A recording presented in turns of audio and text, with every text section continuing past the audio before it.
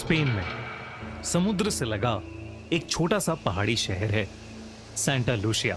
सफेद दीवारों वाले घर, छोटी छोटी गलियां और हर घंटे चर्च की घंटी की आवाज। दिन के वक्त ये जगह एक पोस्ट कार्ड, एक पेंटिंग जैसी लगती है, लेकिन रात होते ही सेंटा लूसिया की हवा में एक अजीब सी ठंडक घुल जाती है। ये कहानी 19 साल के मैटियो गुरेरो की है, जो हाल ही में स्पेन के मैड्रिड से सेंटा लूसिया आया था। वो एक आर्किटेक्चर स्टूडेंट था जो पुराने यूरोपियन टाउन्स की बिल्डिंग्स स्टडी और डॉक्यूमेंट करता था। सेंटा लूसिया के एशियन चर्च और 100 साल पुराने घर उसके रिसर्च का हिस्सा थे। सेंटा लूसिया एक बहुत ही सुंदर सा टाउन था, लेकिन बेहद खामोशी थी वहां।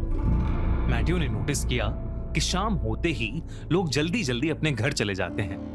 कोई भी आदमी अंधेरा होने के बाद बाहर घूमता हुआ नहीं दिखता था। एक शाम मैटियो चर्च से लगी एक पुरानी सिमेट्री यानी कब्रिस्तान की रिसर्च कर रहा था। तब मैटियो ने एक अजीब सी चीज नोटिस की।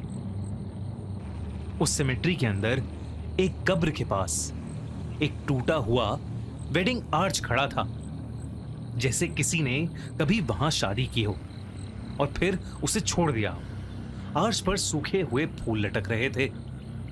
उस आर्च गेट के नीचे मिट्टी का रंग बाकी जगह से थोड़ा ज्यादा काला था।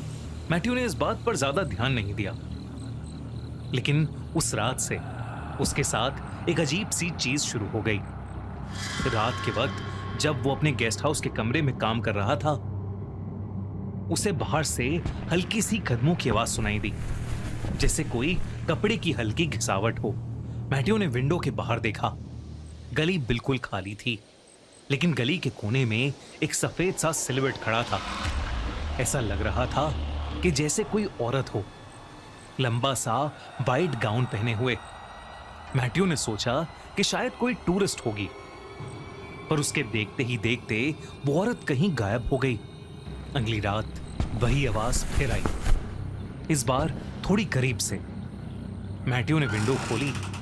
गर्मी के मौसम में एक बेहद ठंडी सी हवा कमरे में घुस आई और उसे लगा कि जैसे कोई अभी अभी उसके गेस्ट हाउस के सामने से चलकर गुजरा हो। नीचे पत्थर की सड़क पर कुछ निशान थे, जैसे किसी ने गीली मिट्टी से चलकर फुटप्रिंट्स छोड़े हों, और वो फुटप्रिंट्स सीधा उस पुराने सिमेट्री की तरफ जा रहे थे।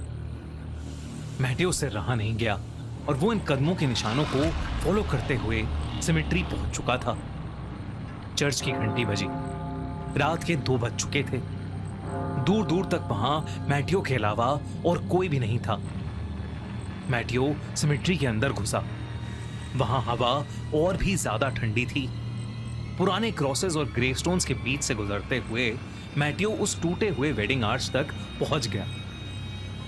वही आर्च जिसे उसने एक दिन पहले देखा था, और तब मैटियो ने पहली बार उसे देखा। आर्च के नीचे एक औरत खड़ी थी, सफेद वेडिंग गाउन में, जो कि काफी पुराना सा लग रहा था। उसका चेहरा एक सफेद से घूंघट से ढका सा हुआ था। ऐसा लग रहा था कि जैसे वो औरत वहां खड़ी किसी का इंतजार कर रही हो। मैटियो ने एक कदम आगे बढ़ाया और एकदम से तेज हवा मानो रुक सी गई। उस कब्रिस्तान के अंदर की खामोशी इतनी गहरी हो गई कि मैटियो को अपने दिल की धड़कनें तक सुनाई देने लगी। वो औरत धीरे धीरे मैटियो की तरफ मुड़ी। उसका घूंघट थोड़ा सा हटा और जो चेहरा मैटियो को दिखाई दिया, उसे देखकर मैटियो के होश ही उड़ गए। उस औरत का चेहरे का रंग एकदम सफेद था। आंखें ऐसी भयानक जैसे किसी आत्मा ने उसे पोजेस कर रखा हो, और चेहरे पर खून के निशान थे जो शायद जम चुके थे, जैसे कई सालों पहले वो औरत खून के आंसू रोई हो। मैटियो ने नोटिस किया कि उस औरत के पैर जमीन को छू ही नहीं रहे थे। मैटियो का पूरा शरीर ठंडा पड़ गया और वो जैसे फ्रीज सा हो गया। पर इससे पहले कुछ होता, वो औरत हवा में घुलकर अचानक ही गायब हो गई। मैटियो पूरी रात नहीं सोया। सुबह जैसे ही गेस्ट हाउस का बूढ़ा केयरटेकर वहां आया, मैटियो ने उससे उस औरत के बारे में पूछा। केयरटेकर ने पहले कुछ नहीं कहा, लेकिन जब मैटियो ने उस कब्रिस्तान के वेडिंग आर्च का जिक्र किया तो उस केयर टेकर का चेहरा सफेद पड़ गया। उस बूढ़े केयर टेकर ने बताया कि यह कहानी 1889 से शुरू होती है। उस साल सेंटा लूसिया में एक शादी होने वाली थी।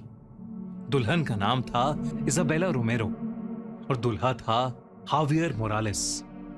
टाउन के सबसे खुश कपल के रूप में उनकी शादी सेलिब्रेट हो रही थी। मंडप उसी कब्रिस्तान के पास बनाया गया था क्योंकि चर्च में रेनोवेशन का काम चल रहा था। शादी की रात सब लोग इकट्ठा हुए। इजाबेला अपने वेडिंग गाउन में मंडप तक पहुंची, लेकिन उसका दूल्हा कभी आया ही नहीं। बाद में पता चला कि हावियर शादी से कुछ घंटे पहले ही सेंटा लूसिया छोड़कर किसी और लड़की के साथ भाग गया था। इजाबेला ने पूरी रात उस मंडप के नीचे उसका इंतजार किया। रात ठंडी होती गई और सुबह होने से पहले इजाबेला वहीं गिर गई। उसका दिल बंद हो चुका था। कुछ लोग कहते हैं कि उसे एक बहुत बड़ा सदमा लगा था जिसकी वजह से उसकी मौत हो गई। इजाबेला की बॉडी को उसी कब्रिस्तान में दफन कर दिया गया। लेकिन उस रात के बाद सेंटा लूसिया में एक अजीब चीज होने लगी। कभी कभी रात के वक्त लोग एक सफेद वेडिंग गाउन में एक औरत को उस कब्रिस्तान के आर्च गेट के नीचे खड़ा देखते हैं, जैसे वो अभी भी किसी का इंतजार कर रही हो। लोग उसे डेड ब्राइड या कॉर्प्स ब्राइड बुलाते हैं। मैटियो इस कहानी को सुनकर घबरा चुका था। कल रात उसने भी उस डेड ब्राइड को देखा था। उस रात मैटियो जब अपने कमरे में था, उसने फिर से वही आवाज सुनी। इस बार वो कदमों की आवाज सीधा उसके कमरे के बाहर तक आई और फिर हवा में एक अजीब सी स्मेल आने लगी, गीली मिट्टी और पुराने फूलों की। मैटियो अब घबराने लगा था। उसने धीरे से दरवाजे की तरफ देखा। दरवाजे के नीचे से एक परछाई नजर आ रही थी, जैसे कोई बिल्कुल दरवाजे के सामने खड़ा हो। और फिर उसके कमरे का दरवाजे का हैंडल अपने आप धीरे धीरे हिलने लगा। घबराहट के मारे मैटियो के पसीने छूटने लगे। तभी हैंडल हिलना रुक गया और फिर दम से कमरे का दरवाजा अपने आप खुल गया। मैटियो की चीख निकल गई, लेकिन दरवाजे पर कोई था ही नहीं। और कुछ सेकंड्स बाद कदमों की आवाज वापस दूर चली गई। पर तभी मैटियो की नजर उसके कमरे की खिड़की पर गई। खिड़की के बाहर वही भयानक दिखने वाली औरत खड़ी थी, उसी सफेद वेडिंग गाउन में, अपनी भयानक आंखों से मैटियो को ही घूरती हुई। और फिर अचानक ही वो गायब हो गई।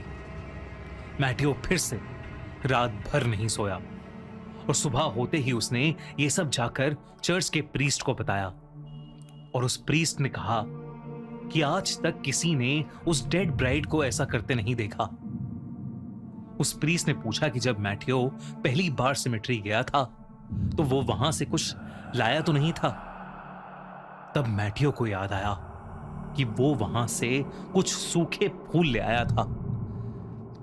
प्रीस्ट ने कहा कि शायद इसी वजह से वो आत्मा मैटियो के घर तक आ गई है और शायद उस आत्मा को ऐसा लग रहा है कि उसका दूल्हा उसे लेने वापस आ गया है। प्रीस्ट ने मैटियो से कहा कि उसे फौरन ये शहर छोड़कर चले जाना चाहिए, वरना शायद वो औरत उसका पीछा कभी नहीं छोड़ेगी। ये सुनकर मैटियो का दिल दहल गया और उसने डिसाइड किया कि वो सेंटा लूसिया से आज ही निकल जाएगा।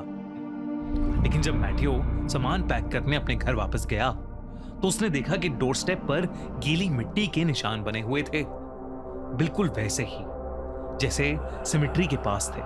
मैटियो को अब डर लगने लगा था। वो जल्दी से जाकर अपनी पैकिंग करने लगा।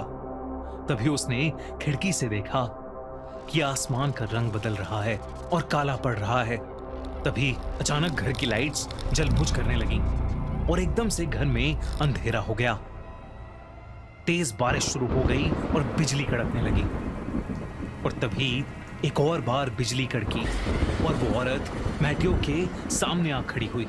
मैटियो उसे देखते ही जोर से चिल्लाया, गेस्ट हाउस का वो बूढ़ा केयरटेकर बस वहां पहुंचा ही था, उसने बाहर खड़े खिड़की के अंदर देखा। मैटियो घबराते हुए चिल्ला रहा था और उसके सामने एक सफेद गाउन में भयानक औरत खड़ी थी। वो भागा भागा घर के अंदर गया, मैटियो के कमरे तक पहुंचा, लेकिन तब तक बहुत देर हो चुकी थी। मैटियो वहां था ही नहीं।